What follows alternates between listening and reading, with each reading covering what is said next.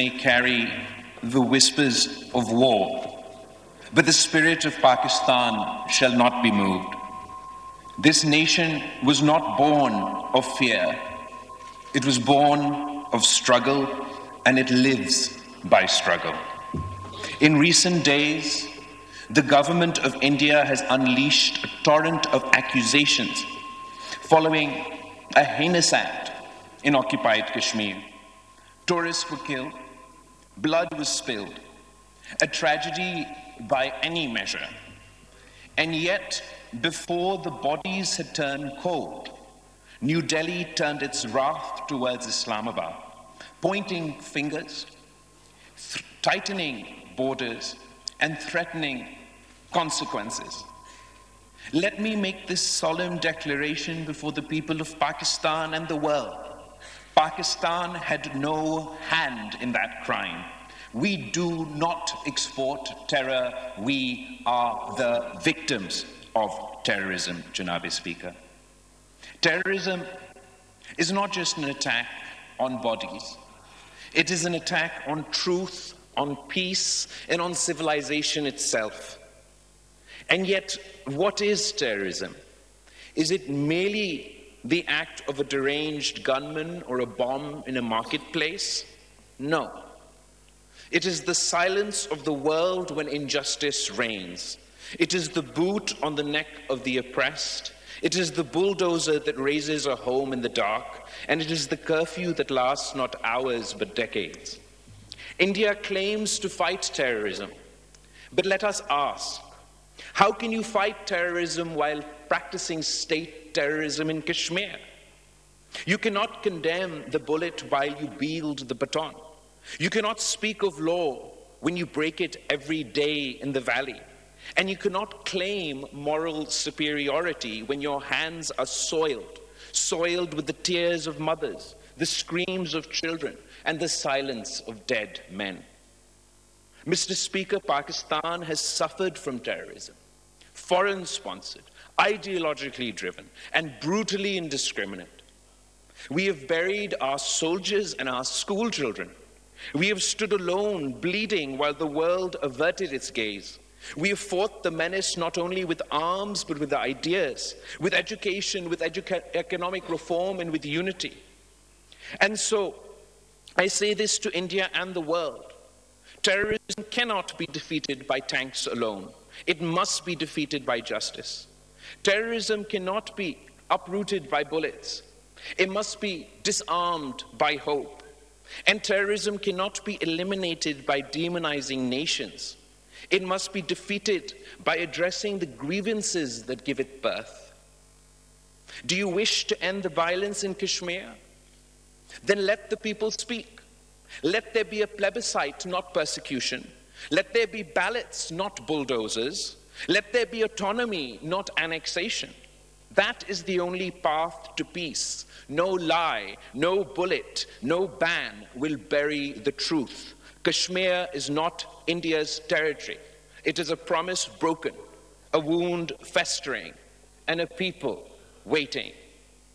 India expects 200 million people of Pakistan to account for the actions of terrorists they are still unable to name, while India has yet to account for Kulbhushan Yadav, whose name and rank within India's armed forces is on the record. India's accusations that Pakistan is involved in terrorism is stale, based on history, not on ground realities, based on fiction, not on fact. India has become the boy that cries wolf in South Asia, Mr. Speaker. Pakistan has proven India's involvement in terror, not only through proxies, but through their armed forces, not just on our soil, but India's hands are stained with blood from Sri Lanka to Canada and beyond. India must abandon terrorism as a tool of its foreign policy. In order to free this region from terror, India and Pakistan must work together, or else we are dooming future generations to suffer this menace. The Prime Minister's challenge to India for an impartial investigation is a start. Why would a true victim of terrorism shy away from accountability? Unless they are worried that the world will see that the real blame for the bloodshed in Kashmir lies in Delhi and not in Islamabad. Mr. Speaker, India's suspension of the Indus Water Treaty is not a punishment for Pakistan, it's a crime against humanity. It is the politicization of water, the criminalization of nature.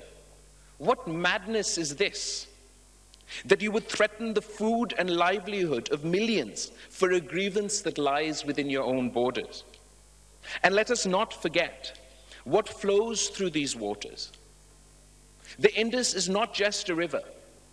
It is a cradle of our civilization. Long before Delhi rose, before empires were carved and borders drawn, there stood Mohenjo-daro and Harappa. The Indus Valley civilization shared by both our peoples was one of the first lights of human progress. It birthed systems of urban planning, irrigation, agriculture, trade, communication. It did not divide, it connected, it did not conquer, it cultivated. That river, Mr. Speaker, watered both our ancestors. Its flow runs not only through our lands, but through our blood. And now India threatens to dam it with anger and a thirst for vengeance. But the Indus is not theirs to command. It belongs to nature. It belongs to the government of peace. It belongs to all of humanity that draws life from it. Pakistan will defend that river, not only for its own sake, but for the memory of a civilization that predates this bitterness. To weaponize the Indus is to betray our shared past. To uphold the treaty is to honor that ancient wisdom which taught us to share what sustains us. Let it be known you can divert rivers, but you cannot drown our will. Every drop that flows from the Indus has written in it the courage of Pakistani farmers, the sweat of our workers, and the blessing of Allah. Let no one mistake our restraint for weakness. The Pakistan armed forces are vigilant, resolute, and prepared. Our skies are guarded. Our borders are sealed by valor. Our nation stands united from Karachi to Khyber, from Lahore to Larkana.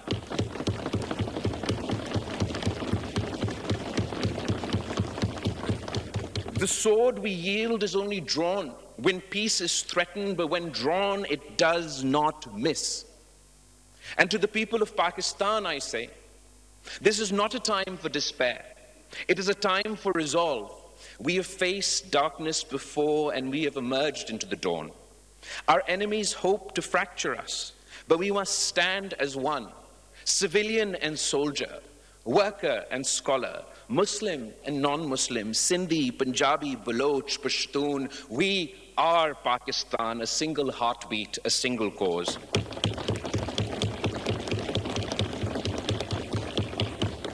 Mr. Speaker, history watches us now. Let us not falter.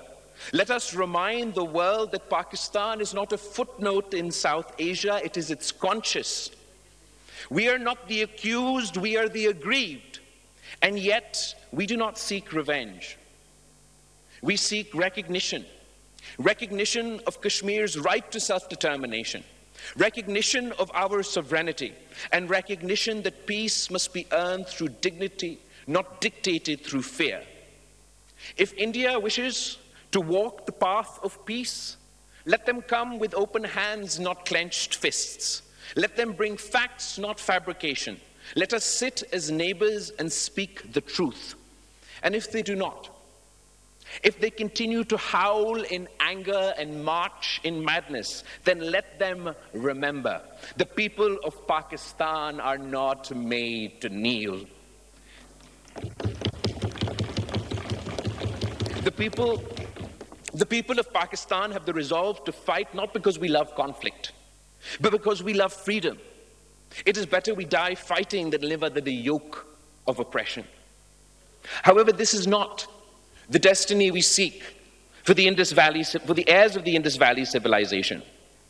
No matter which side of this man-made border we reside, For all the excavation, Mr. Speaker, at Mohenjo-daro, not one weapon has been found.